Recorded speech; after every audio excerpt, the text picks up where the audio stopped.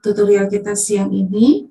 Dan baiknya kita awali dulu dengan berdoa menurut agama dan percayaan masing-masing. Berdoa dipersilakan.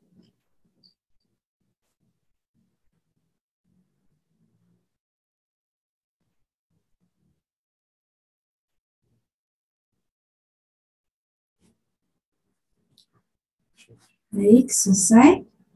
Oke, hari ini kita akan melakukan tutorial. Jadi, seperti yang sudah Ibu sampaikan, bahwa pada tutorial itu ada nilai keaktifannya.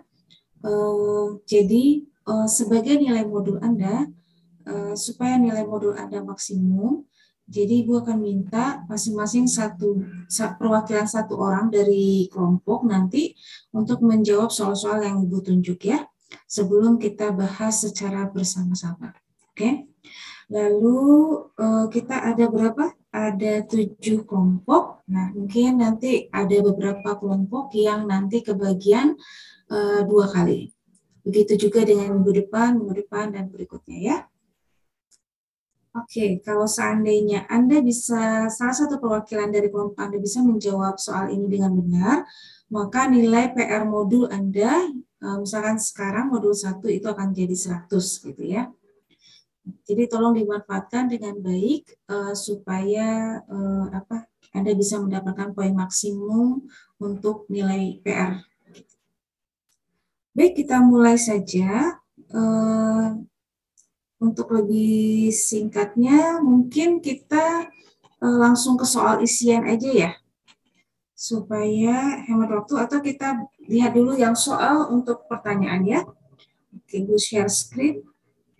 Nanti yang soal yang dijawab bersama-sama itu adalah soal yang esai. Kalau soal konsep, kita jawab bersama-sama aja. Kita lihat sekilas. Oke.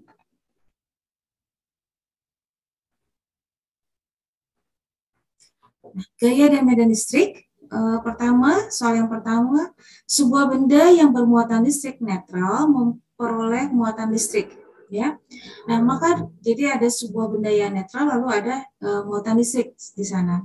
Manakah dari pertanyaan berikut ini tentang massa benda yang benar? Ya, nah jawabannya adalah C, ya, yang mana itu massa bertambah jika dia bermuatan negatif dan berkurang jika muatannya positif, ya, karena massa dari elektron itu lebih besar. Oke, berikutnya yang kedua, sebuah proton dan elektron ditahan pada sumbu X. Proton berada di X sama dengan minus D, sedangkan elektron berada di X plus D. Mereka dilepaskan secara bersamaan dan satu-satunya gaya yang mempengaruhi gerakan mereka secara signifikan adalah gaya tarik elektrostatik yang masing-masing berlaku untuk yang lain. Partikel manakah yang lebih dahulu mencapai titik asal? Ya, oke. Nah, ini ilustrasinya. Jadi ini ada sebuah muatan positif yaitu proton dan ini adalah elektron. Ya. Nah, proton itu memiliki kita bisa hitung massanya, gayanya. F sama dengan F12 sama dengan F21 ya. K muatan dari masing-masingnya, proton dan elektron memiliki muatan yang sama, tapi mereka memiliki massa yang berbeda. Jadi K E kuadrat dibagi dengan 2D kuadrat jarak mereka ya. Oke, ini dari sini ke sini adalah D, berarti jarak kedua mereka adalah 2D, sehingga menjadi 4D kuadrat. Itu sebanding dengan gaya mereka ya, dari hukum Newton M dikali A. Oke.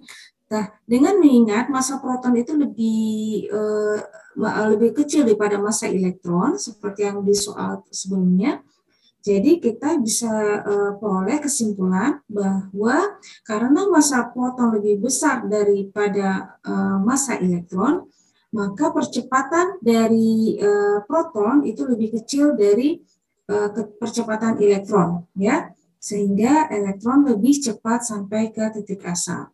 Ya, oke. Baik, kemudian kita lihat yang ketiga, muatan titik negatif berada dalam medan listrik yang diciptakan oleh muatan titik positif. Nah, ini. Manakah dari berikut ini yang benar? Nah, jawabannya adalah, jadi jika ada muatan titik yang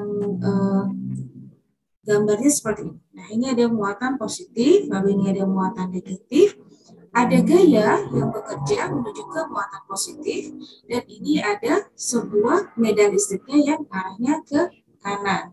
Ya, nah medan menjauhi muatan positif dan gaya pada muatan negatif berlawanan arah dengan medannya. Oke, yang keempat.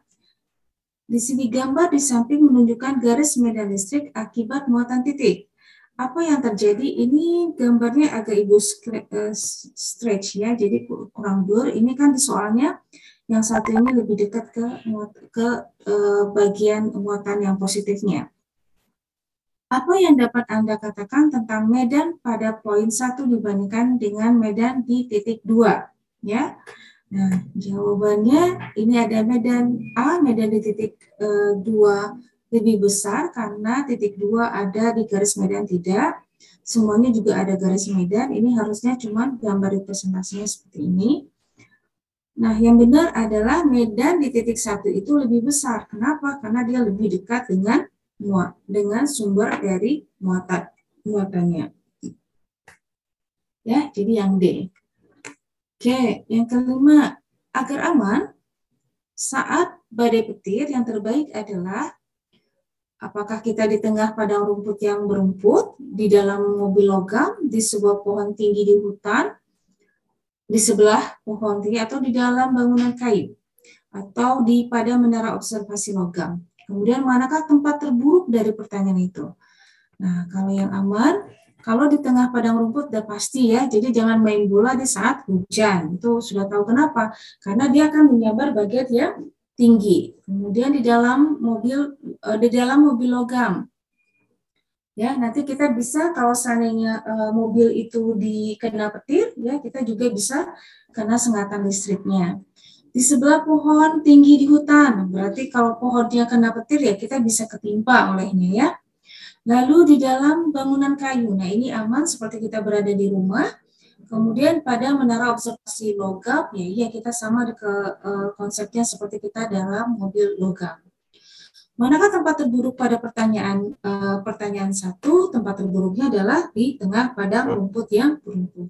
Itu kalau pastilah kita yang akan kena petir di saat ini. Oke. Ini pertanyaan konsep, sekarang kita masuk ke pertanyaan tentang soal. Ya. Untuk soal pertama, silakan mungkin dimulai dari ini soalnya. Pertimbangkan 3 bola logam identik A, B, dan C. Tapi sebaiknya kita bagi dulu ya, biar Anda lebih siap ya, supaya enak. Oke, Ibu share.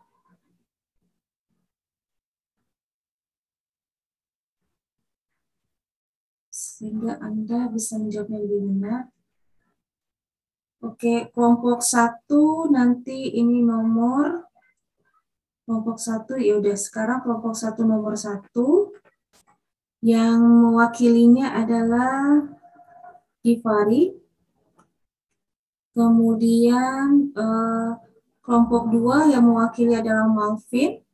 Jawab soal nomor 2. Kemudian kelompok 3 yang mewakili adalah Miftah, soal nomor 3. Lalu kelompok 4 yang mewakili Todi, soal nomor 4. Kemudian berikutnya kelompok 5 Oscar, soal nomor 5.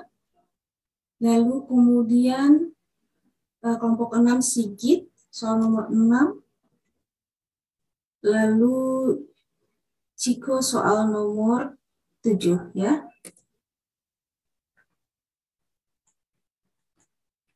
Silakan dipersiapkan. Nanti 8, 9, 10 kita lihat bersama-sama saja kalau gitu. Nggak usah satu kelompok 2 kali aja. Atau ya boleh deh. 2. Selanjutnya yang nomor 7, 8. Yang nomor 8 balik lagi kelompok 1. Itu Afif. 8. Lalu yang jawab nomor 9 itu Farid. Kemudian nomor 10 nanti dijawab oleh Raisa. Ya. Silakan dipersiapkan.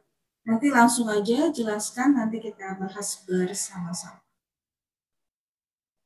Ibu berikan waktu 2 menit, nanti nama yang sudah ditandaikan ini, silakan dinyalakan kameranya, lalu dijawab.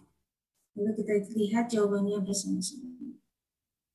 Kita diskusikan jawabannya bersama-sama.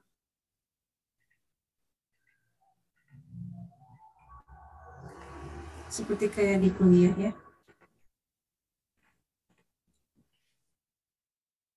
Silakan untuk yang apa? Untuk yang pertama adalah Givari. Givari ada?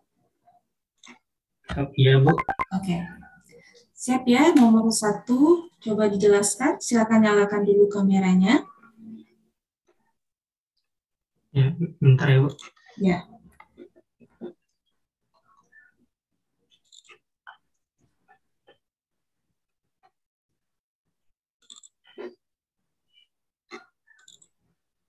Kalau mau share screen juga bisa sih. Jadi Ibu setting multiple ini, ya udah. Tampilin aja modulnya kalau supaya nggak bisa. Kalau mau.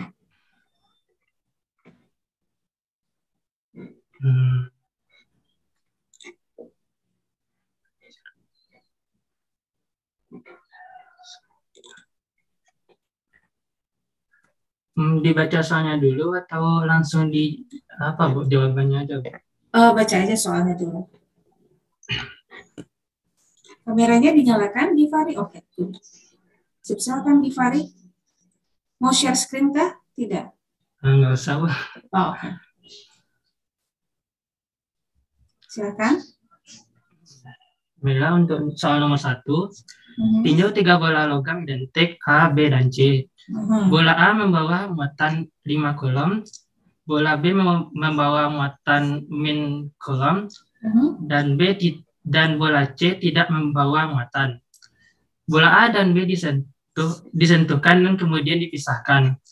Kemudian bola C disentuhkan ke bola A lalu dipisahkan. Terakhir, bola C disentuhkan ke bola B lalu dipisahkan. Pertanyaannya adalah, A, berapa banyak muatan yang berakhir pada bola C?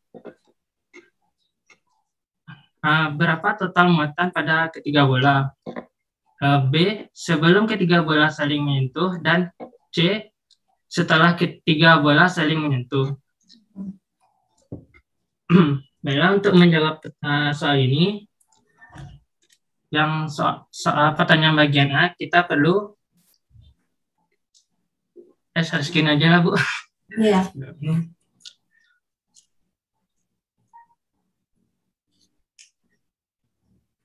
Itu kan modulnya, file modulnya kan ada tuh jawabannya di Fari. Ya tinggal itu aja ditampilin.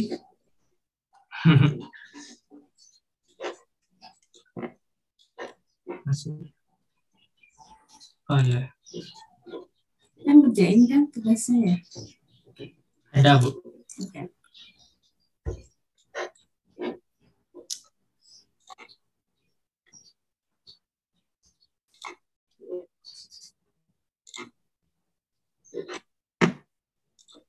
Oke.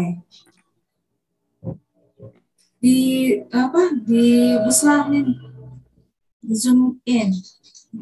Oke, sip. Jadi langkah pertama yaitu kita jumlahkan muatan A dan B lalu dibagi 2. Jadi hasilnya itu 2 kolom. Dan selanjutnya kita jumlahkan muatan C dan A, yaitu 0 dan plus Q plus 2Q per 2 sehingga mendapat muatan C dan A yaitu 1 kulom.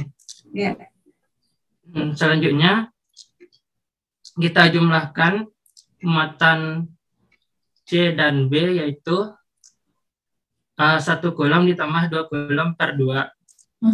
Maka hasil dari muatan tersebut yaitu 1,5 kulom. Jadi jawabannya? Jadi untuk muatan C setelah terjadinya persentuhan tersebut yaitu 1,5 kulom. Lalu pertanyaan yang kedua yaitu sebelum ketiga bola bersentuhan.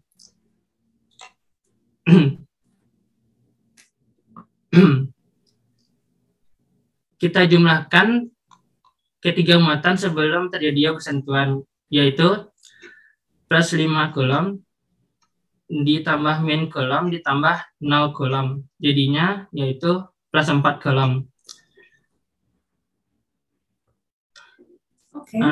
Yang pertanyaan ketiga yaitu setelah ketiga bola tersebut bersentuhan. Maka muatannya yaitu plus kulom ditambah 1,5 kulom ditambah 1,5 kulom juga. Maka hasilnya plus 4 kulom juga. Plus 1 kulom ya? Q-nya yang pas pertama, oh ya, oke, ya benar. Benar. Plus Q.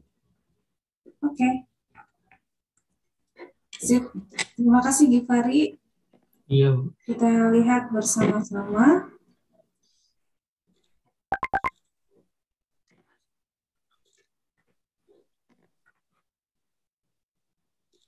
Jawabannya.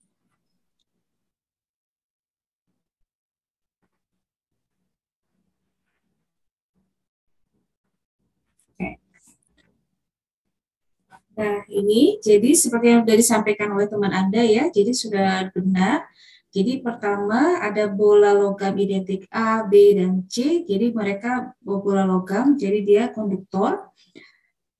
Keadaan awal, bola A itu 5 kulom, muatannya B minus Q, dan yang ketiga bola C itu 0. Sehingga kita bisa hitung ketika A disentuhkan dengan B, ya, maka muatannya membaur, menjadi muatan totalnya menjadi 4Q. Ya. Lalu ketika dipisahkan, muatan yang 4Q ini jadinya terbagi 2. Jadinya 2Q untuk bola A dan 2Q untuk bola B. Ya. Berikutnya, kalau skenario berikutnya, bola A ini disentuhkan dengan bola C. Bola A yang muatannya 2Q ditambah dengan 0 menjadi 2Q. Lalu dipisahkan sehingga A menjadi muatannya Q dan C menjadi muatannya plus Q juga. Nah, lalu bola B disatukan dengan bola C. Bola B itu muatannya minus plus Q, ya. Oke, plus 2Q, ini di sini plus 2Q. Lalu yang C adalah Q dari sini, ya. Sehingga total muatannya menjadi 3Q. Lalu bola B dipisahkan dengan bola C, ya, lalu dibagi 2, ini 3 dibagi 2 menjadi muatan pada bola B menjadi 1,5 kulom dan yang bola C menjadi 1,5 kulom. Ya. Oke, kita masuk ke pertanyaannya, berapa banyak muatan pada bola C? Berarti bola C menjadi 1,5 kulom. Kemudian sebelum ketiga bola tersebut disentuhkan, berarti kita jumlahkan aja ini, 5 ditambah minus Q menjadi 4Q. Ya. Nah, setelah bola disentuhkan, berarti muatan terakhir dari muatan A, bola A adalah plus Q, pada bola B adalah 1,5 Q, dan pada bola C adalah 1,5 Q. Ya. Menjadi totalnya 4 Q. Oke, sip. Ada pertanyaan? Tidak ya? Jelas. Kalau ada yang bingung, bertanya aja ya. Karena kita ada 10 soal yang harus kita jawab. Silakan yang nomor 2. Tadi siapa ya? Yang silakan nyalakan kameranya. Nomor 2 itu Malvin. Izin share screen, Bu. Ya, silakan.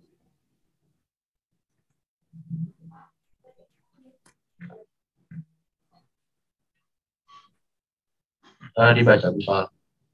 Ya, boleh. Nomor mana? Oh, di sebelah. ada ini. Oke.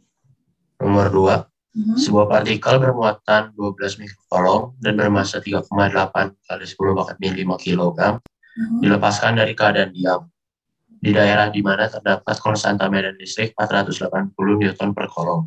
Berapa perpindahan partikel setelah waktu 1,6 kali 10 pangkat min 2 second? Jawabannya jadi yang diketahui itu kan Q-nya 12 mikrokolom. Di mana tadi itu dari keadaan diam, berarti dia V0-nya itu sama dengan 0 meter per second. Terus diketahui juga masanya 3,8 kali 10 pangkat min 5 kg, dan medan listriknya itu 480 Newton per kolom. Habis itu yang ditanyanya itu perpindahannya saat sudah saat waktunya itu udah 1,6 kali 10 pangkat min 2 second. Lalu di sini dipakai rumus biasa, yaitu S sama dengan F per Q, di mana F-nya itu dipecah menjadi M kali A. Lalu saya pakai E-nya itu 480 dikali Q-nya itu 12 dikali 10 pangkat min 6 kolom, sama dengan masanya itu 3,8 kali 10 pangkat min 5 dikali A. Dan didapat A-nya itu 151,6 meter per second kuadrat. Dari situ dipakai rumus S sama dengan V0 kali T tambah setengah T kuadrat. Nah, di situ dimasukin V0 sama dengan 0, A-nya itu yang 151,6 dan T-nya itu yang 1,6 kali 10 pangkat min 2. Nah, didapat itu S-nya itu sama dengan 0,0194 meter, atau bisa ditulis juga 1,94 kali 10 pangkat min 2 meter. Oke. Sip, terima kasih. Malvin, kelompok 2 ya. Oke. Oke, kita lihat bersama-sama.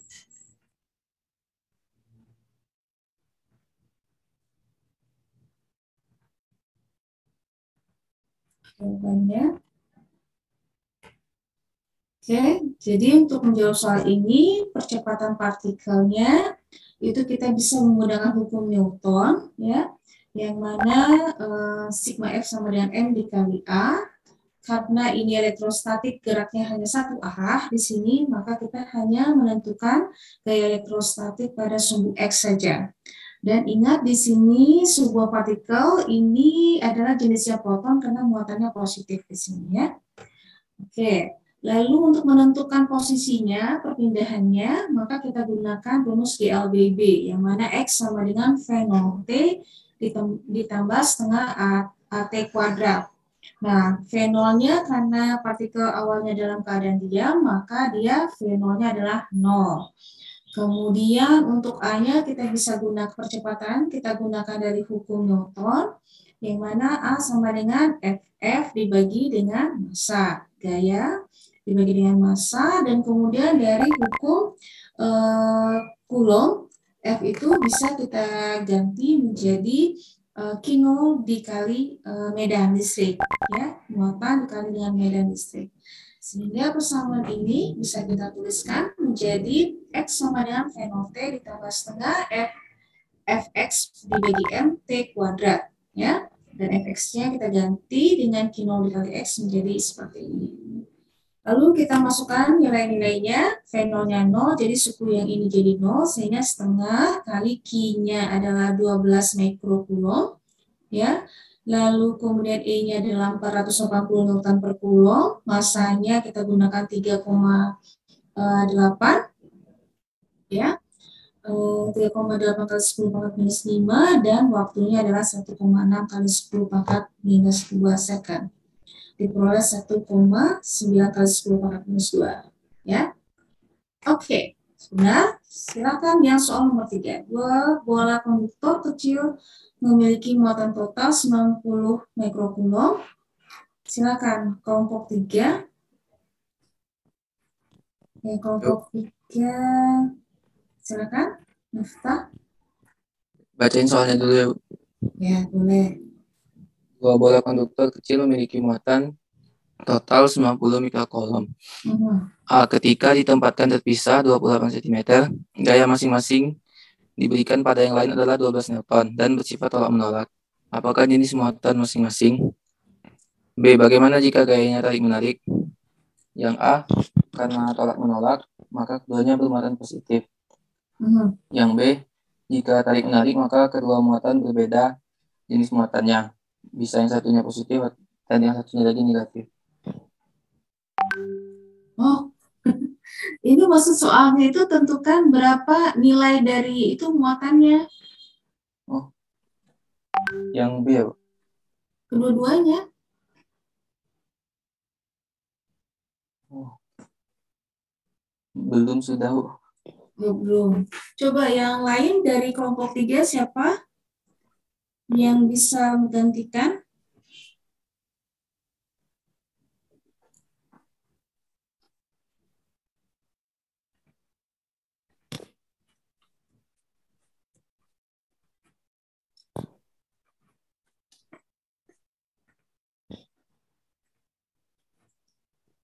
Ada yang mau menggantikan? Coba Ahmad Zaki. Iya, Bu. Soal nomor 3. Mohon maaf, Bu. Jawaban saya sama kayak Miftah, Bu. Oh, sama. Ada yang berbeda nggak dari kelompok 3?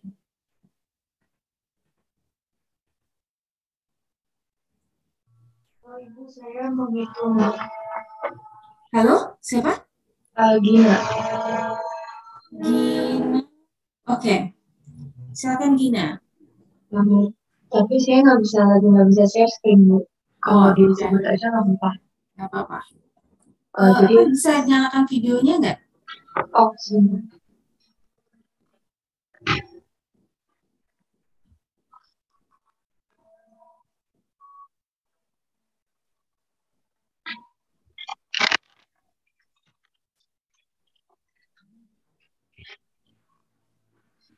Oke. Silakan Gina. Untuk yang A itu Q1 tambah Q2 sama dengan 90 kali 10 pangkat min 6 kalem. Menggunakan F sama dengan Q1 kali Q2 per R kuadrat, itu dapat diketahui hasilnya Q1 yaitu 1,2 kali 10 pangkat min 6 kalem, dan Q2 itu 90 kali 10 pangkat min 6 kalem. Nah, dikali 88,8 kali 10 pangkat min 6 kalem, Bu. Nah, karena keduanya positif, maka kedua bola memiliki muatan sama, yaitu positif, karena saling tolak-menolak juga.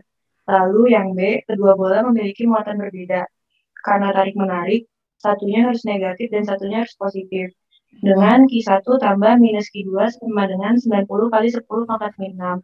Dan menggunakan rumus F sama dengan K dikali Q1 dikali Q2 per R kuadrat, dapat ditemukan bahwa Q2 sama dengan negatif 1,14 kali 10 pangkat min 6 kalem, dan Q2-nya sama dengan 91 kali 14 kali 10 pangkat min 6 kalem. Oh, Oke, benar. Walaupun kurang detail, tapi nggak apa-apa ya. Kita lihat bersama-sama. Jadi kelompok 3 terselamatkan. Jadi nilai Anda 100 ya. Oke, kita lihat soalnya. Oke. Nah, dua belah konduktor ini memiliki muatannya totalnya adalah 90 mikrokulom. Mereka ditempatkan jarak antara mereka 28 cm, ini perlu kita rubah ke dalam meter. Gaya masing-masing diberikan pada yang lain adalah 12 Newton dan bersifat tolak-menolak. Apakah jenis muatan dari masing-masingnya? Bagaimana jika gayanya tarik-menarik? Ya, tentu jawabannya kalau dia jenisnya ya pasti kalau yang tarik-menarik itu adalah beda muatan, yang tolak menolak itu adalah yang muatannya sejenis, tapi berapa nilainya, nah itu yang akan dihitung ya. Jadi F12-nya itu adalah 12 neutron, gayanya tolak menolak, Q1 dan Q2. Nah, kita asumsikan muatannya sama, Q1 dan Q2. Jadi, kita bisa dapatkan Q1, Q2-nya itu, kalau kita gunakan hukum Coulomb, K Q1, Q2 dibagi R kuadrat, diperoleh Q1, Q2-nya 1,045 atau 1,1 kali 10 pangkat minus 10 C kuadrat. Ya, Coulomb, C kuadratnya itu Coulomb. Nah, kemudian kita misalkan untuk menentukan berapa besar dari muatannya, kita tentukan misalkan Q1-nya itu adalah muatannya Q. Q2 itu adalah 90 mikrokulom dikurang dengan Q. Ya. Berarti Q1 dikali Q2 berarti 9 kali 10 pangkat minus 5 dikurang dengan Q. Ya.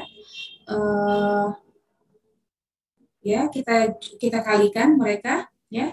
Jadi Q dikali 9 kali 10 pangkat minus 5 dikurang dengan Q sama dengan 1,045 kali 10 pangkat minus 4. Ini kalau dimasukin ke dalam menjadi persamaannya Q kuadrat dikurang 9 kali 10 pangkat minus 5 ditambah 1,045 kali 10 pangkat minus 10. Ya. Lalu kita selesaikan persamaan kuadrat ini, diperoleh Q1-nya adalah Q itu adalah 1,2 kali 10 pangkat minus 6 dan Q1-nya tadi menggunakan persamaan 90 mikrokulom dikurang dengan Q. Jadi 9 kali 10 pangkat minus 5 dikurang dengan 1,2 kali 10 pangkat minus 6, ya, diperoleh 8,8, ini Q2 ya, Ibu salah tulis ini, 88,8 kali 10 pangkat minus 6. Nah, sedangkan yang berikutnya, jika dia memiliki gaya tarik-menarik, jadi Q1 dan Q2 muatannya berlawanan jenis, ya, maka kita bisa gunakan cara yang sama, tapi untuk gaya yang berbeda. Nah, di yang berbedanya itu adalah di bagian ini. Jadi Q1-nya kita misalkan dia muatannya minus Q, Q2-nya adalah 90 mikrokulom ditambah dengan Q. Ya.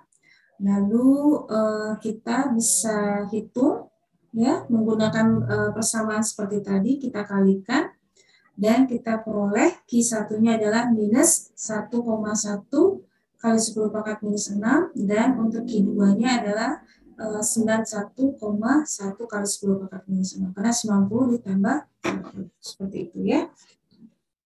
Oke. Kita ada pertanyaan sejauh ini?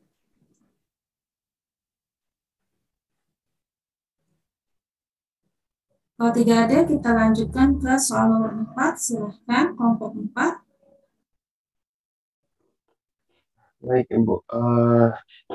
Saya izin share ini, Bu. Iya, Todi ya. Ya.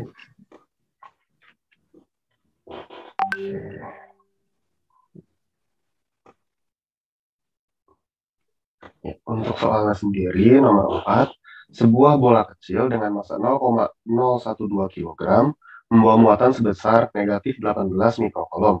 Berapa medan listrik besar dan arahnya yang diperlukan agar bola tersebut mengapung di atas tanah? Oke, jadi perlu diketahui bahwa bola tersebut mengapung di atas tanah. Maka dari itu diperlukan sebuah gaya yang menahan bola tersebut untuk tetap diam di atas tanah. Gaya yang dipakainya adalah gaya listrik. Maka dari itu gaya listrik harus sama dengan gaya gravitasinya. Gaya gravitasinya ini kita pakai gaya berat, dimasukkan ke dalam rumusnya, jadi M dikali G sama dengan 0,012 dikali 10 didapatkan 0,12 Newton. Setelah itu ditentukan berapa besar medan listriknya. Digunakan rumus F sama dengan E dikali Q. Diubah menjadi E sama dengan F per Q, F-nya dimasukkan dari gaya gravitasinya, Q-nya dimasukkan 1,8 kali 10 pangkat minus 6. Didapatkan hasilnya 6,67 kali 10 pangkat 3 Newton per kolom. Oh, 1,8, 18 mikrokolom. 18 ya? 18 kali 10. Oh iya, 18. Ya, maaf Ibu. Nanti ini dibagi 18 kali 10 pangkat 6 didapatkan 6,67 kali 10 pangkat 3 Newton per Coulomb. Sekarang tinggal ditentukan arahnya. Dikarenakan tadi gayanya sudah mengarah ke atas dan muatannya bermuatan negatif, maka arah medannya harus ke arah permukaan tanah. Oke, terima kasih Dodi. Tepat ya, benar jawabannya.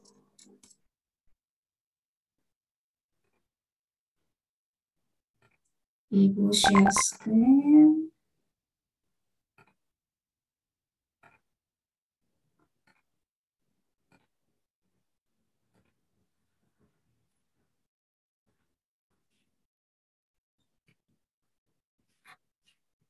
Oke, sebuah bola kecil masanya 0,012 kg membawa muatan sebesar 18 mikrokulom. Nah, ini berarti kita ya jawabannya sama seperti yang disampaikan teman Anda.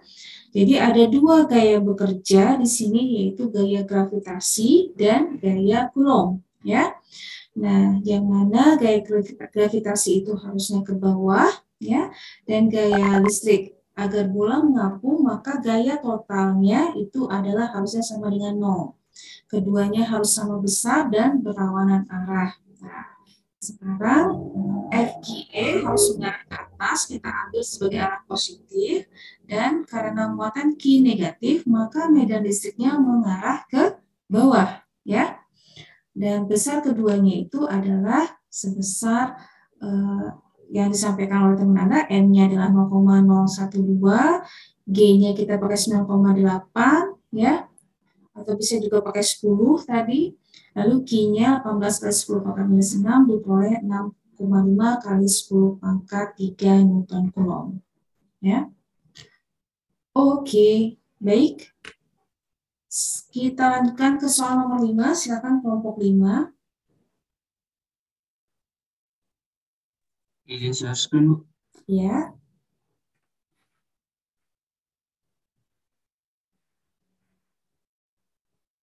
Sudah kelihatan belum, Bu? Sudah. Baca soal dulu, Bu, ya. Ya. Dua muatan titik yang sama besarnya tetapi tanda yang berlawanan ditetapkan untuk salah satu ujung arah segitiga sama kaki. Seperti yang ditunjukkan gambar, medan listrik di titik tengah M antara muatan memiliki besar M. Medan listrik tepat di atas titik tengah di titik P memiliki besar P. Rasio kedua besar medan yaitu M per P yaitu sama dengan 9. Temukan sudut alfa dalam gambar. Pertama kita nyari dulu medan listrik di titik M sama di titik P. Di titik M kita dapat C per R kuadrat. Terus di titik P ada dua sumbu yaitu sumbu X sama sumbu Y. Di sumbu X ada C per R kuadrat kali cos kuadrat theta kali cos theta. Terus di titik di sumbu Y sama dengan 0. Terus berarti medan listrik di titik P sama dengan C per R kuadrat kali cos pangkat 3 theta. Terus disamain dengan betul persamaannya itu tadi kan M per P itu sama dengan 9. Jadi 9 per 1 sama dengan 1 per 3 cos pangkat 3 theta. Jadi kita dapat tetanya tuh cos arcsin 1 per 9 pangkat 1 per 3. Dapat tetanya terus 61,3 derajat. Oke, baik. Terima kasih. Sigit ya yang barusan ya? Oska, Bu. Oh, Oska, oke. Baik, kelompok 5 ya, sorry. Oke, baik. Kita lihat bersama jawabannya. Jawabannya benar ya. Kita lihat penjelasannya yang lebih detail. Jadi diketahui ada dua muatan seperti ini dan ada medan listriknya di titik P dan di titik M, ya. Oke. Nah, pertama medan listrik dia di titik P, ya, itu ditunjukkan pada gambar ini. Jadi ada yang arahnya ke ini misalkan E positif, ini E negatif. Dari sini ini kayaknya ada contoh soal yang mirip-mirip seperti ini. Jadi yang sumbu Y-nya akan saling menghilangkan. Jadi kita punya medan listriknya pada arah sumbu X. Nah, karena besar muatannya itu sama, ya, hanya tandanya yang berbeda, berarti ini E-nya adalah 2E, berarti ya. Oke. Kemudian dari sini kita bisa hitung medan listriknya, berarti E plus cos A ditambah E negatif cos A berarti menjadi 2 kaki per L kuadrat cos alfa, ya. Kaki per L kuadrat, lalu kemudian pada titik M, yang gambar yang di bawah, itu berarti medan listriknya, ya, pada titik M, di sini berarti yang satu adalah ke kanan, karena dia menjauhi dengan Q positif, yang satu lagi juga ke ini ada positif dengan negatif itu juga ke kanan. Jadi juga nilainya juga sama, ya. Jadi itu adalah kaki per D kuadrat ditambah kaki per D kuadrat berarti 2 kaki per D kuadrat, tidak ada cos alfanya ya, kalau tadi ada cos alfa. Nah, dari sini perbandingannya adalah 9, EM per EP-nya sama dengan 9, EM-nya adalah kaki per D kuadrat, sedangkan EP-nya adalah 2 kaki cos alfa per L kuadrat, maka kita bisa hilangkan 2 kakinya menjadi 1 per cos alfa D kuadrat dibagi dengan L kuadrat, ya, sama dengan 9, sehingga kita bisa sederhanakan menjadi EM, ini bisa hilang ya, kaki per ininya. Lalu kita lihat dari gambar 1 bahwa D per L itu adalah cos alfa, kita lihat dari sini ya. D, ini adalah D, ini adalah L, berarti D per L itu adalah cos alfa, sehingga kita masukkan ke persamaan ini, D per L adalah cos alfa, maka cos alfanya kita masukkan nilainya, sehingga kita peroleh 1 per cos kuadrat alfa itu 9, atau cos alfa itu adalah akar pangkat 3 dari 1 per 9, yaitu 0,48. Kita hitung inverse dari arcus dari cos alfa tersebut, itu diperoleh 61 derajat ya. Jadi kuncinya di perhitungannya di sini, hati-hati dan tinggal menggunakan persamaan ini. Oke. Sip. Ada pertanyaan? Tidak ya? Paham karena Anda sudah mengerjakan ini di rumah. Selanjutnya kelompok 6, soal nomor 6, silahkan. Baik, Bu, izin baca soal terlebih dahulu. Ya.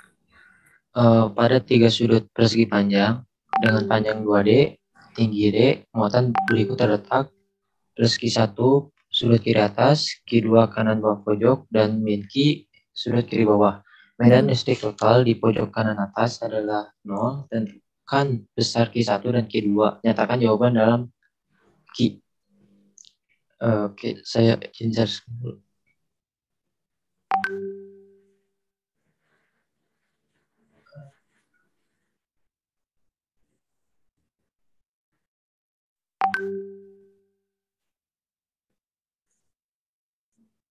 Nah, tadi kan persegi panjang ya, di sini Q1, min Q, dan sini Q2.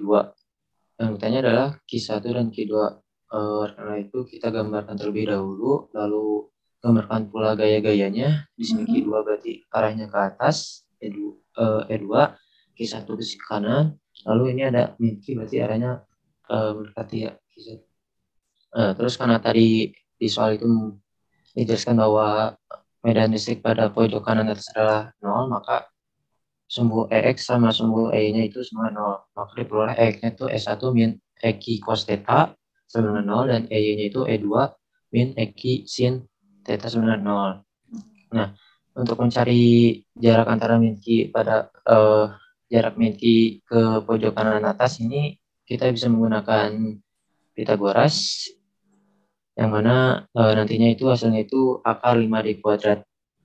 Lalu kita masukkan EX, yaitu E1 min EQ cos theta dengan 0, yang E1-nya itu kaki 1 per 4, kaki 1 per 2D kuadrat dikurang kaki per R kuadrat, R-nya itu yang ini, dikali cos theta sama 0.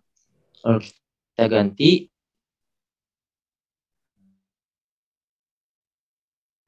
semua komponen Q per 5 pangkat 3 per 2. Begitu pula dengan sumbu Y-nya, Y-nya itu E2 diganti dengan kaki 2 per D kuadrat dikurang kaki sin theta per R kuadrat.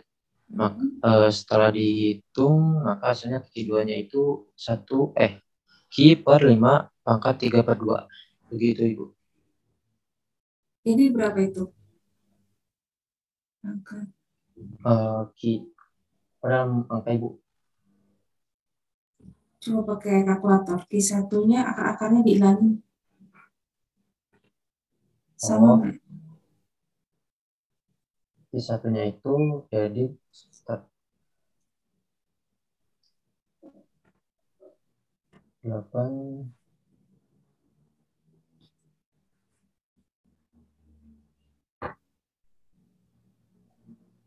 Q1-nya itu 0,76. Ya, 0,716 kayaknya ya. Ya, 0,716. Lalu untuk Q2. Q2-nya itu 0,089. 0,0 ya, benar. Ya. Oke, sip. Terima kasih. Nanti kita lihat bersama-sama jawabannya lebih lengkap.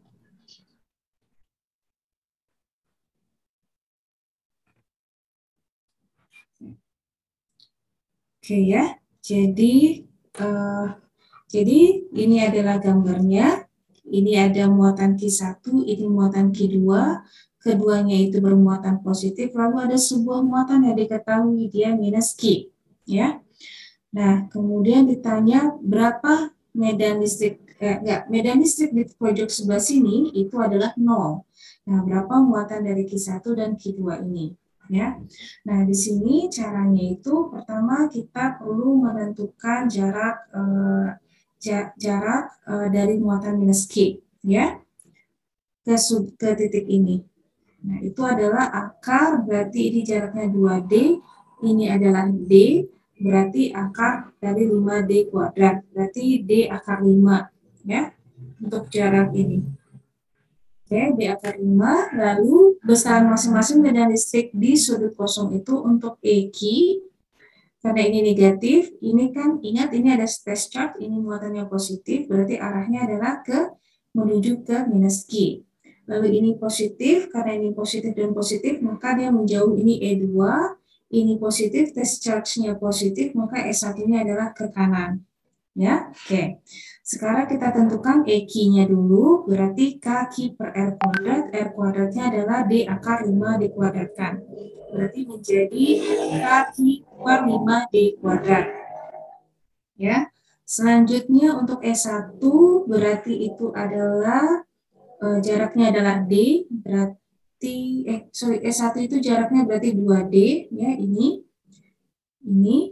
berarti itu adalah 4D kuadrat, ya, kaki per 4D kuadrat, sedangkan E2 jaraknya adalah D, berarti kaki per D kuadrat, ya. Oke, sekarang kita tentukan resultannya. Resultannya itu kita lihat, kita perlu menghitung nilainya pada sumbu X dan sumbu Y, ya. Oke, sudut theta diagonal dengan horizontal theta itu adalah tangen dari D per 2D, ya, yang mana itu adalah 26,57, karena medan listrik total di sudut yang kosong itu adalah 0, maka komponen horizontal medan listrik total haruslah juga 0, dan komponen vertikalnya juga 0, ya.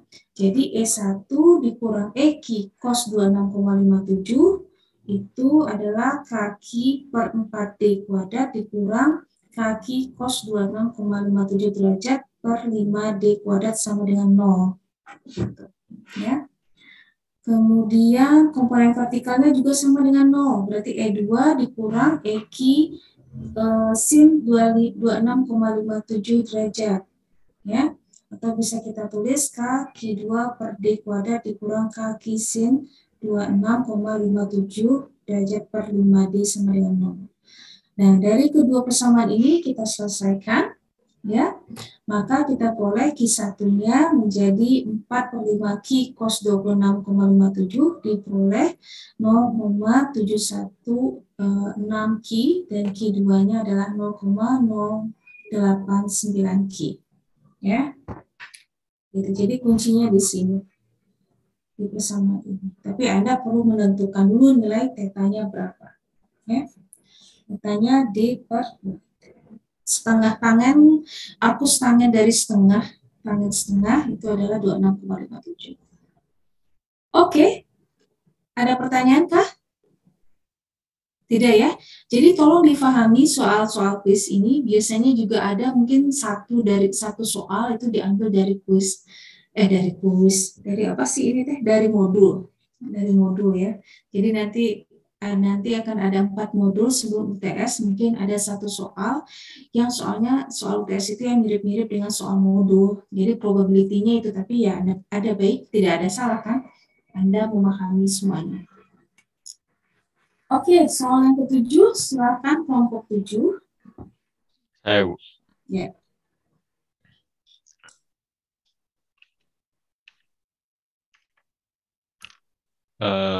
Saya bacain soalnya dulu ya, Bu. Ya. Jadi soal nomor 7 itu sebuah elektron dilepaskan dari keadaan diam di plat negatif pada kapasitor plat sejajar. Nah, muatan persatuan luas pada setiap plat adalah 1,8 kali 10 pangkat min 7 coulomb per meter kuadrat. Dan jarak antar plat adalah 1,5 kali 10 pangkat minus 2 meter. Berapa kecepatan elektron tepat sebelum mencapai plat positif? Sebentar, Bu, jadi saya share dulu. Jadi ini hasil saya. Jadi yang diketahui itu kan rapat muatannya yaitu 1,8 kali 10 minus 7. Harus ada jarak antar plat itu D, diwakilkan oleh D 1,5 kali 10 pangkat minus 2 meter. Habis itu ada kan dikasih tadi muatan elektron. Muatan elektron itu nilainya itu 1,6 kali 10 pangkat minus 19.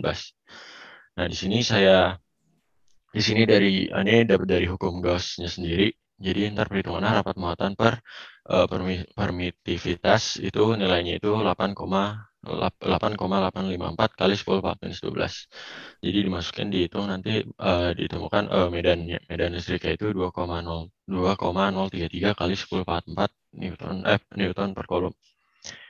Habis itu nanti baru kita masukin ke F sama dengan E dikali Q. Q di sini kita pakai muatannya elektron aja. Jadi 2,033 dikali 10 pangkat 4 dikali 1,6 dikali 10 pangkat minus 19. Jadi bisa ketemu 3,2528 dikali 10 pangkat minus 15 Newton.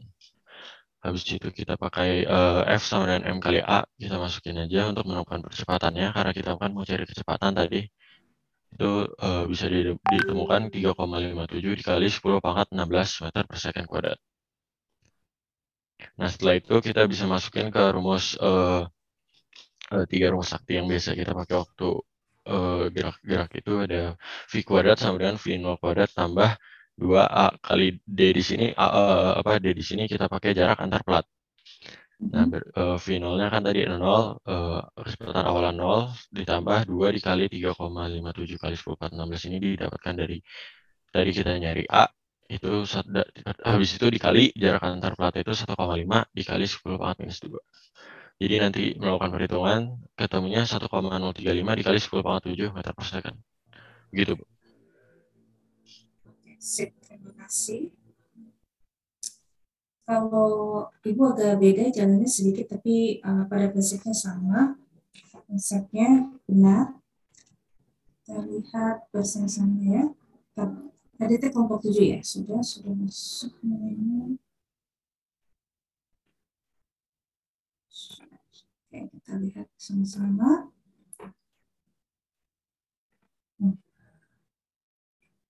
Oke. Nah, sebuah elektron dilepaskan dari keadaan diam di plat negatif pada kapasitor plat sejajar. Muatan persatuan luas pada setiap plat adalah 1,8 kali 10 pangkat minus 7 Coulomb. Ini muatan persatuan luas ya. Jadi Q per A-nya Lalu dan jarak antar platnya adalah 1,5. Berapa kecepatan elektron tepat sebelum mencapai plat positif? Nah, di sini kita menggunakan prinsip dari GLBB atau di kinematika, yang mana VY, kita lihat pada arah sumbu Y ya, di sini VY kuadrat sama dengan V0 kuadrat ditambah 2AY. V0-nya adalah 0, Y-nya nanti adalah jaraknya adalah 1,5 kali 10 pangkat minus 2. Dan A-nya bisa kita padukan antara hukum Coulomb dan hukum Newton lagi. Ya. Percepatan elektron itu adalah A sama dengan F dibagi dengan M, ini dari hukum Newton, dan dari hukum Coulomb kita tahu F itu sebanding dengan E dikali dengan Q. Ya. Jadi ini elektron dikali dengan medan listriknya. Oke. Dan kemudian di sini diketahui medan listriknya itu adalah rapat muatan tahu ini rapat muatan per satuan luas, ya. Percepatan pada komponen Y-nya itu bisa kita nyatakan E dikali dengan tau dibagi dengan M dikali epsilon 0, ya. Oke. Lalu kita bisa hitung V-nya sama dengan 2 kali A-nya itu adalah ini, ya. Lalu dikali dengan Y, ya. Y-nya adalah 1,5, sehingga kita hitung dan kita peroleh kecepatannya V adalah 1 kali 10 pangkat 7 meter per sekon. Seperti itu. Oke. Baik. Baik, ada pertanyaan? Kalau tidak ada, kita lanjut ke soal nomor 8, balik lagi ke kelompok 1. Silakan. Tadi kelompok 1, ya, silakan. Saya baca soal dulu ya, Bu. Ya. Soalnya itu nomor 8, permukaan lingkaran dengan jari-jari 0,057 meter terkena medan listrik keluar yang seragam sebesar 1,44 kali 10⁴ Newton per Coulomb. Besarnya flux listrik yang melalui permukaan adalah 78 Newton meter kuadrat per Coulomb. Berapa sudut yang kurang dari 50 derajat antara arah medan listrik dan normal permukaan? Saya izin share screen ya, Bu. Iya.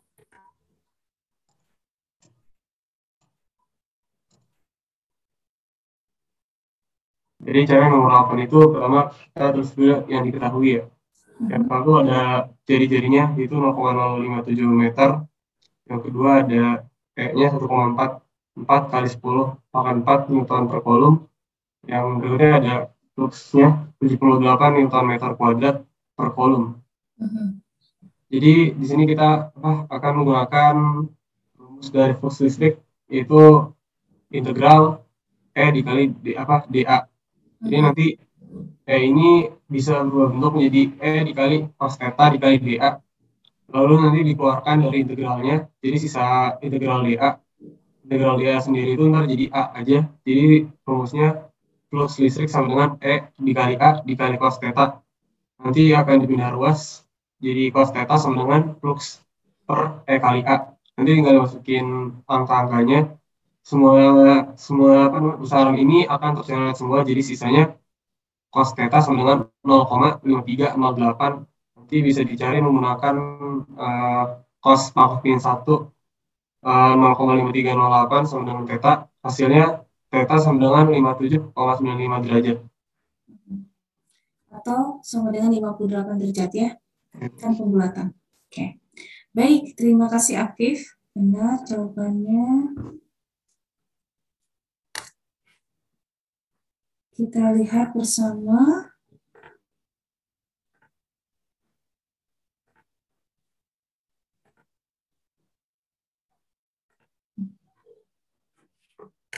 Oke ya. Jadi sebuah permukaan lingkaran dengan jari-jarinya 0,057 meter ada terkena medan listrik luar yang seragam. Jadi medan listriknya 1,44 kali 10⁴ ya, ini Newton per Coulomb. Besarnya flux listriknya adalah 78 Newton meter kuadrat per Coulomb. Berapa sudut yang dibentuknya ya antara medan listrik dan normal permukaan. Jadi di sini kita menggunakan konsep flux listrik yang pakai hukum Gauss. Nah, besar flux listrik melalui permukaan lingkaran ditentukan oleh besar medan listrik E, luas permukaan A, dan sudut θ-nya, ya, antara medan listrik dan normal permukaan, yang mana itu atau integral dari flux sama dengan integral E cos E dot dA atau E cos V dikali flux del A, ya. Oke, untuk memecahkannya kita bisa gunakan cos theta sama dengan flux dibagi EA, dan untuk menentukan fluxnya cos inverse dari flux dibagi dengan E dikali A. Ini ya. Oke, kita tinggal substitusikan nilainya. Fluxnya adalah 78 Newton meter kuadrat per coulomb. Medan listriknya juga itu 1,44. Kemudian luas permukaannya juga bisa kita hitung VR kuadrat, ya, R-nya 0,057, ya, sehingga kita peroleh θ-nya adalah 58. Ya, jadi ini cuma menggunakan rumus flux saja. Good, terima kasih. Selanjutnya yang nomor 9. Mungkin boleh minta Malvin buat ini dulu. Apa? Saya mau minta tolong Malvin buat share screen. Oh, iya. Silakan. Jadi pertanyaannya dulu, sebuah muatan titik Q terletak di pusat konduktor kulit bola tipis yang tidak bermuatan. Berapa medan listrik E sebagai fungsi dari R? Yang pertama, A untuk R lebih kecil dari jari-jari dalam kulit, B di dalam kulit, dan C di luar kulit. Sama D, bagaimana kulit bola mempengaruhi medan oleh muatan Q. Bagaimana muatan Q mempengaruhi kulit bola. Nah, jadi buat jawabannya sendiri, jadi pertama yang buat R lebih kecil dari jari-jari dalam kulit, itu kita hitung dari hukum Gauss, dari persamaan Gauss, yaitu integral tertutup dari E dA itu kita dapatkan E dikali 4πr kuadrat. Nah, di situ itu sama dengan air closure dibagi permisivitas udara. Nah, lalu kita dapatkan medan listriknya itu Q dibagi 4 pi permisivitas dikali R kuadrat, atau karena kita tahu K itu sama dengan 1/4 pi dikali permisivitas udara, jadi E-nya itu bisa kita singkat menjadi K Q R kuadrat. Nah, lalu untuk yang B, apabila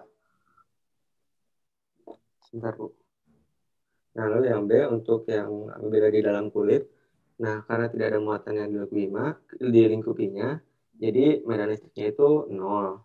Nah, sementara untuk C apabila di luar kulit, nah sama hasil yang didapatkannya juga, yaitu E sama dengan kaki per R kuadrat. Nah, lalu untuk pengaruhnya, kulit bola itu akan memberikan efek sangkar Faraday pada medan oleh muatan Q. Namun kulit bola tidak mempengaruhi medan oleh muatan Q, tetapi hanya mempengaruhi distribusi muatan pada kulit bola dengan tetap tidak mempengaruhi total muatan pada kulit bola. Gitu, Bu. Terima kasih. Iya, tapi dia ada proses induksi. Oke, kita lihat bersama-sama ya. Yang B-nya bagaimana muatan Q mempengaruhi kulit. Oke. Mempengaruhi medan oleh muatan Q. Ini salah tulis. Oke. Ibu akan share screen.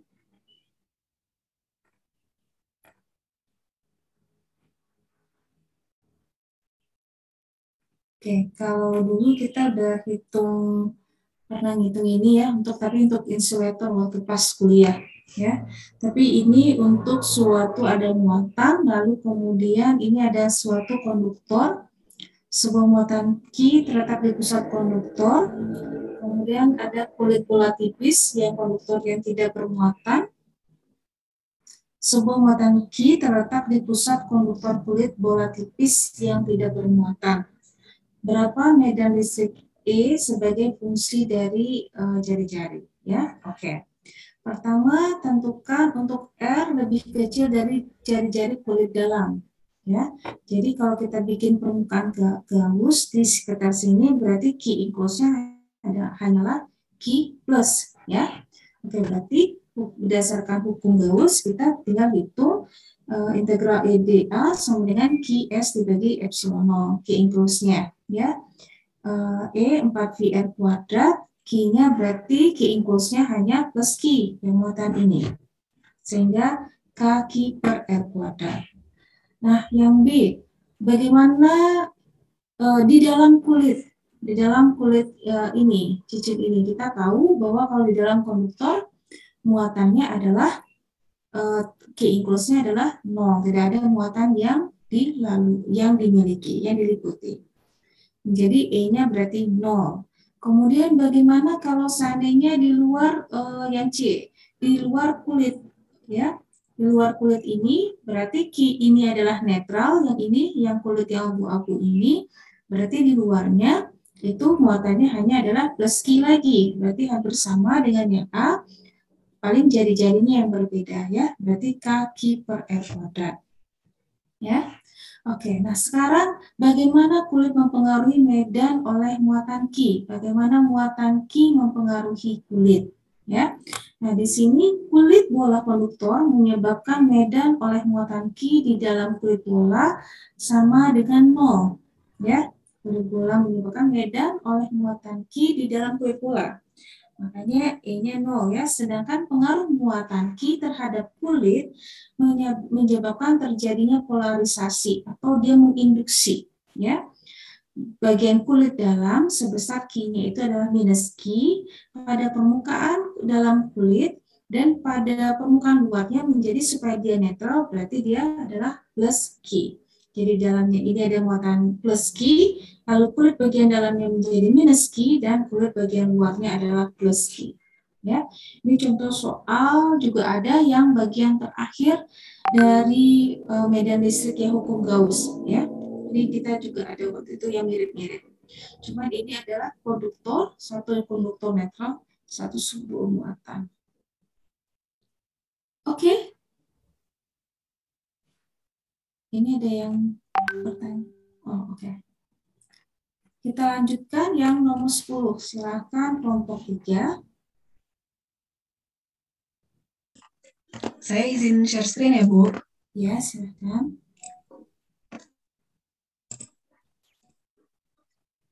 Kelihatan belum ya? Sudah. Oke. Jadi soalnya itu ada bola penjara isolator yang berjari-jari R besar mengandung muatan positif Q yang tersebar merata di seluruh volume. Rapat muatan per volumenya itu Q dibagi 4/3 pi R besar pangkat 3. Terus yang ditanya itu ada medan listrik rumus medan listrik, buktikan rumus medan listrik di titik yang berjarak R kecil dalam bola itu senilai ini. Jadi rumus yang diketahui itu ada flux sama dengan muatan dibagi epsilon 0, terus rapat muatan sama dengan Q dibagi volume, sama flux sama dengan E dikali A. Dari ketiga ini kita bisa tahu bahwa E sama dengan rapat muatan dikali volume per epsilon 0 dikali A ya. Terus di sini rapat muatannya pakai yang diketahui di soal, pakai R besar pangkat 3 karena dia rapat muatan dari bola basal itu sendiri. Terus volumenya volume bola pakai R kecil karena dia ditanyanya di titik yang berjarak R kecil dari pusat, sama dibagi epsilon 0 dikali area bola menggunakan R kecil juga.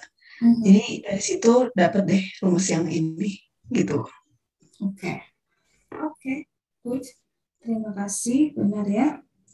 Ini Ibu sampai Ibu share jawabannya.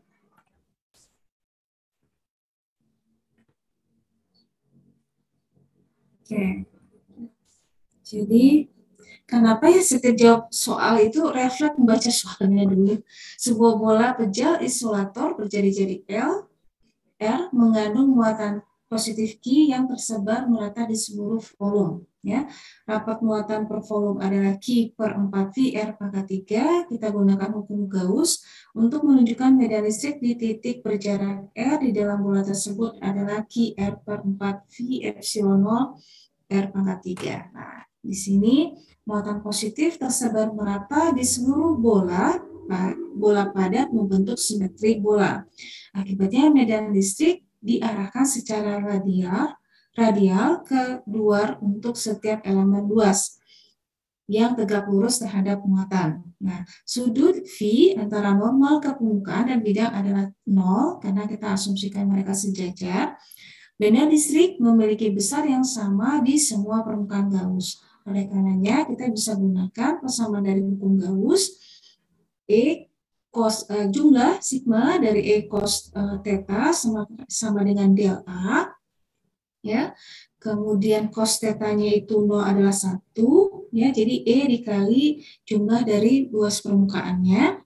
Nah, luas permukaan seluruh bola, permukaan Gauss itu adalah bola, yaitu adalah 4 VR kuadrat, sehingga kita bisa nyatakan E cos A-nya ya menjadi E dikali 4 VR kuadrat, karena cosnya kan 1 ya. Oke. Nah, selanjutnya, muatan total Q di dalam permukaan Gauss itu kita bisa nyatakan muatan per volume, yaitu Q dibagi 4/3 VR pangkat 3 dikali dengan 4/3 VR kuadrat, sehingga diperoleh muatannya adalah QR pangkat 3 per R kecil pangkat 3 dan per R besar pangkat 3. Nah, kita substitusikan ke persamaan yang ini, yang tadi tentang R, ya. R besar adalah jari-jari bola, R kecil adalah jari-jari permukaan Gauss, sehingga diperoleh I sama dengan 4 VR kuadrat QR pangkat 3 per R pangkat 3 besar, R besar pangkat 3 dibagi epsilon 0. Sehingga diperoleh QR dibagi 4 V epsilon 0 R pangkat 3. Itu ya. Ada pertanyaan sampai di sini?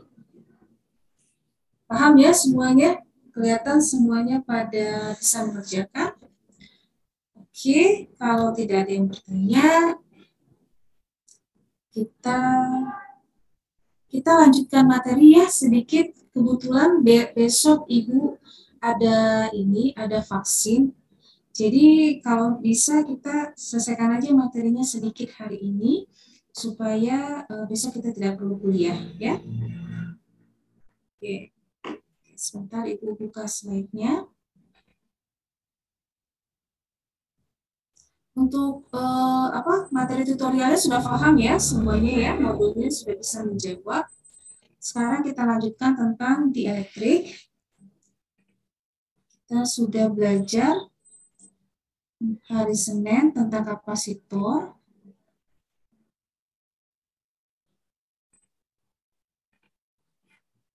Ya, kita sudah menghitung berapa nilai kapasitansi, ya, C sama dengan Q per V. Untuk menentukan sebuah nilai kapasitor kita bisa tentukan dulu berapa menggunakan medan listriknya menggunakan hukum Gauss, ya. Lalu kita hitung beda potensialnya, V sama dengan integral minus dari plus EDS, ya. Kemudian kita bisa dapatkan, misalkan contohnya di sini untuk plat sejajar, C sama dengan epsilon 0 A per D. Ya.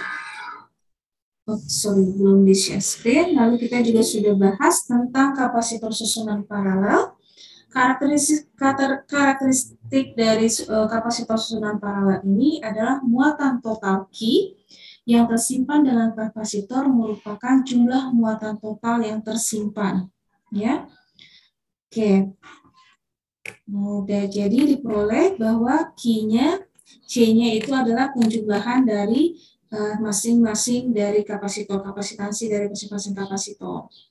Lalu untuk kapasitor susunan seri juga itu adalah ini kuncinya, beda potensial yang melewati seluruh kapasitor merupakan jumlah beda potensial masing-masing dari kapasitor, ya. Oke. Kemudian energi potensial dari energi potensial tersimpan dalam sebuah kapasitor itu kita sudah turunkan, yang mana itu sebanding dengan U sama dengan Q kuadrat per 2C atau sebanding dengan setengah CV kuadrat, ya. Jadi kita turunkan dari persamaan usaha, ya, yang mana DB sama dengan V aksen DQ aksen. Lalu energi yang tersimpan dalam kapasitor persatuan volume kita sudah turunkan juga, yang mana itu energi persatuan volume, energi potensial persatuan volume A dikali D. Nah, U-nya adalah setengah CV kuadrat, lalu kita hitung, kita peroleh dapat energinya setengah epsilon 0 V per D. Ya, kalau V-nya diganti E dikali D, diperoleh setengah epsilon 0 E kuadrat. Oke. Nah, sekarang kita lihat untuk dielektrik, ya. Bagaimana kalau seandainya diberikan dielektrik di antara dua plat kapasitor ini? Jadi ketika dielektrik dimasukkan ke dalam kapasitor, kapasitansi kapasitor tersebut menjadi meningkat, ya. Nah, jika bahan dielektrik disimpan di antara dua plat kapasitor tanpa ada ruang di antaranya dan K adalah besar konstanta dielektrik, maka kapasitansinya menjadi K dikali dengan kapasitansinya di saat hampa, di saat tidak ada dielektrik, ya. Jadi CR ini adalah ketika tidak ada dielektrik. Oke. Bu, maaf Bu, mau nanya. Ya, silakan. Yang L-nya itu apa ya, Bu? Oh, oke. Nama L. Oke. L ini dimensinya, ini luas permukaan, ini simbol L, dimensi, untuk dimensinya, itu luas permukaan dibagi dengan jarak antar plat A per D. Seperti itu. Oke, Bu. Jadi ini yang dimensi untuk simbol untuk merepresentasikan dimensinya saja, ya. Nah, kalau seandainya secara eksperimen, apa yang terjadi kalau seandainya sebuah kapasitor diberikan sebuah dielektrik, itu beda voltasenya kalau seandainya dia diberikan kapasitor tanpa dielektrik, voltasenya misalkan V0, full gitu ya, maksimum, tapi ketika dia diberikan sebuah dielektrik, voltasenya jadi berkurang sebesar kappa, jadi V0 dibagi kappa, seperti itu ya. Oke. Lalu ini beberapa konstanta dielektrik, ya, ada ini biasanya diberitahukan di soal. Lalu kemudian apa yang terjadi? Nah, dielektrik itu yang namanya dielektrik itu adalah suatu muatan yang memiliki kutub positif dan negatif, ya. Jadi ketika dia di dalam medan listrik, maka dia akan terarah, ya. Nah, seperti ini nantinya. Jadi ini kalau tanpa ada dielektrik, lalu kalau ada dielektrik, ini adalah plat positif, ini plat negatif. Jadi dia akan plus negatif, plus negatif, plus negatif seperti itu terinduksi. Ya.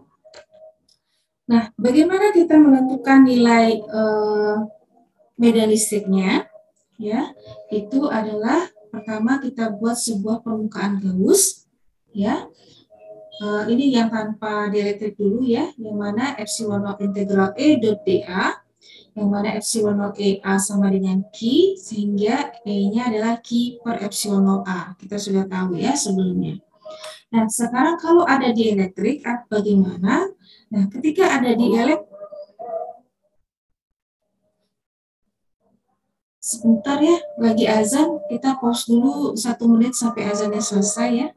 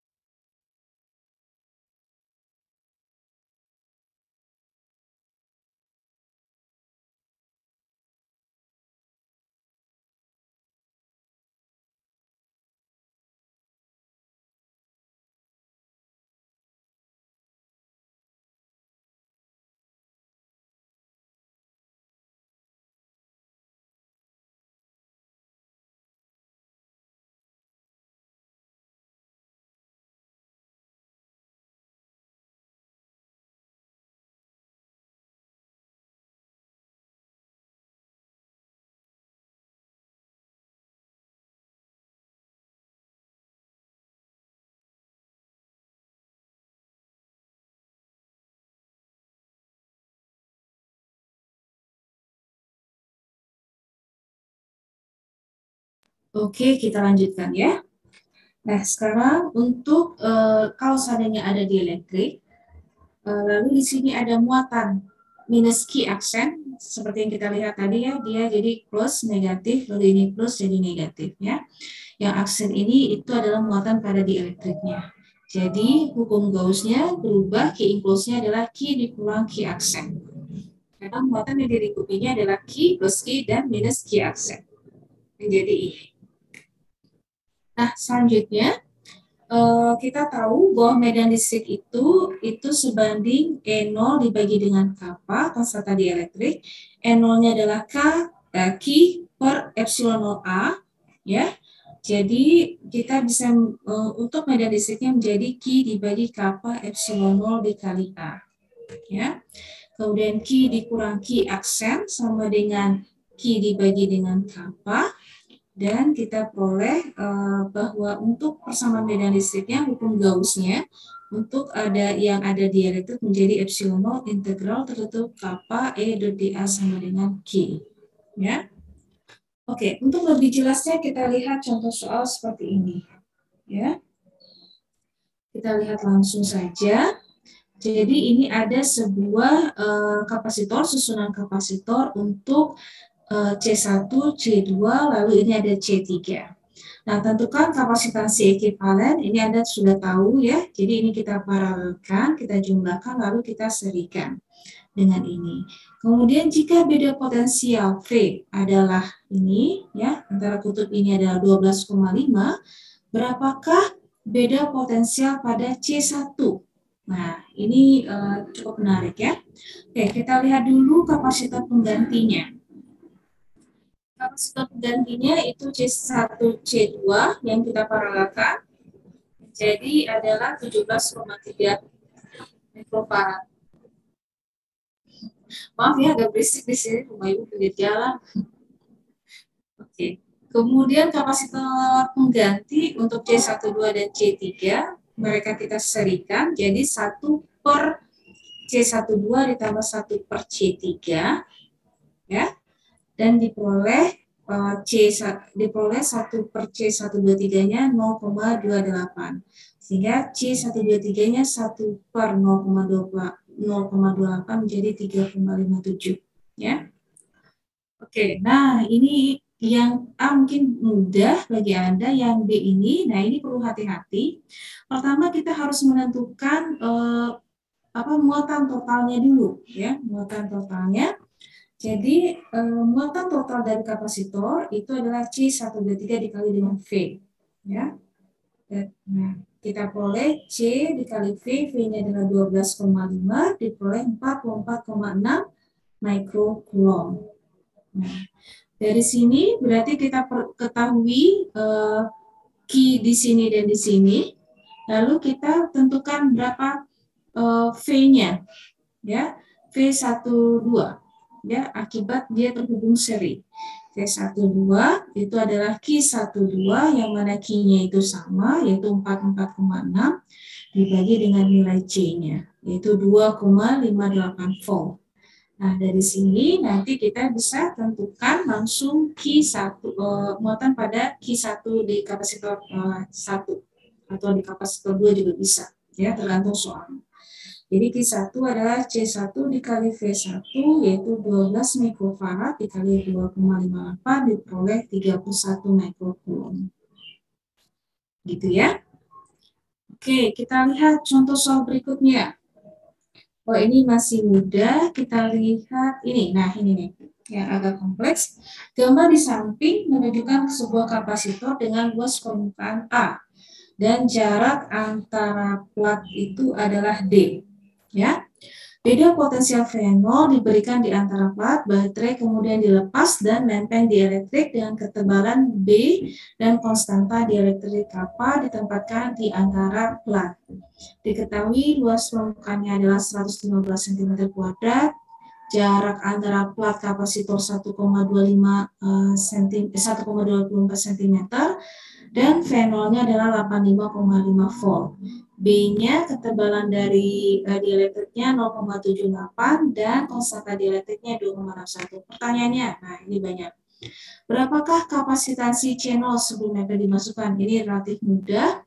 Berapakah muatan bebas pada plat? Ya, ini juga bisa Anda tentukan. Berapa medan listrik dalam celah antara plat dan lempeng dielektrik? Nah, mungkin ini ini berapa medan listrik dalam lempeng dielektrik? Nah, mari kita lihat ya.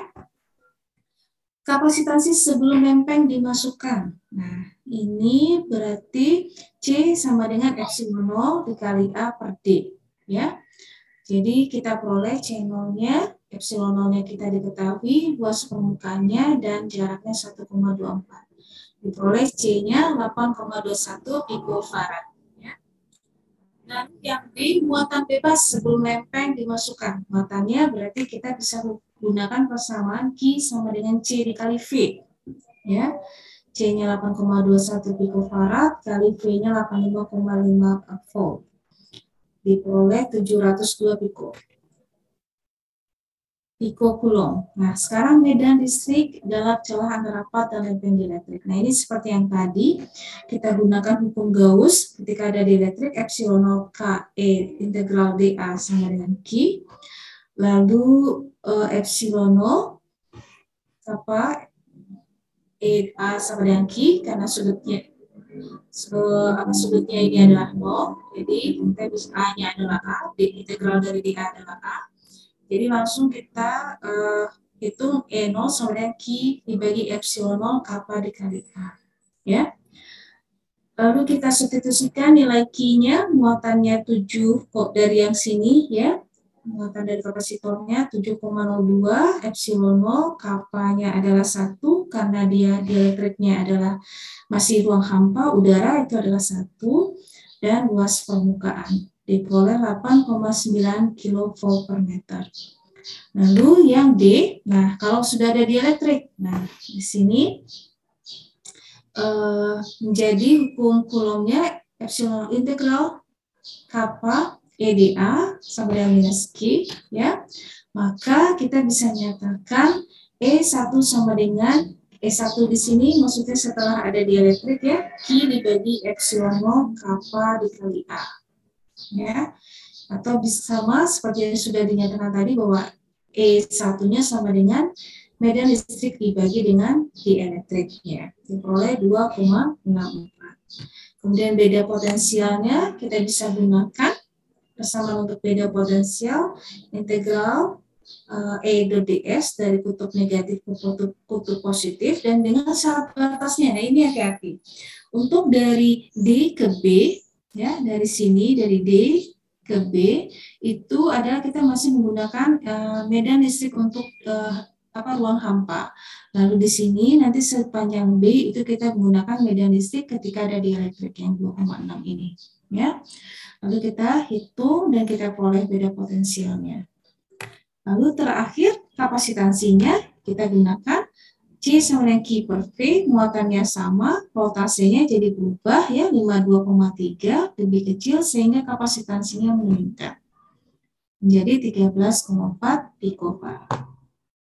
Oke, itu saja materi kita tentang kapasitor dan dielektrik. Anda bisa berlatih untuk soal-soal dari soal modul, Ibu sudah share. Lalu jangan lupa dikumpulkan hari Senin, kita ketemu besok Ibu karena harus vaksin, jadi kita tidak ada kuliah, lalu kita ketemu lagi hari Senin ya. Sekian saja, terima kasih. Assalamualaikum warahmatullahi wabarakatuh.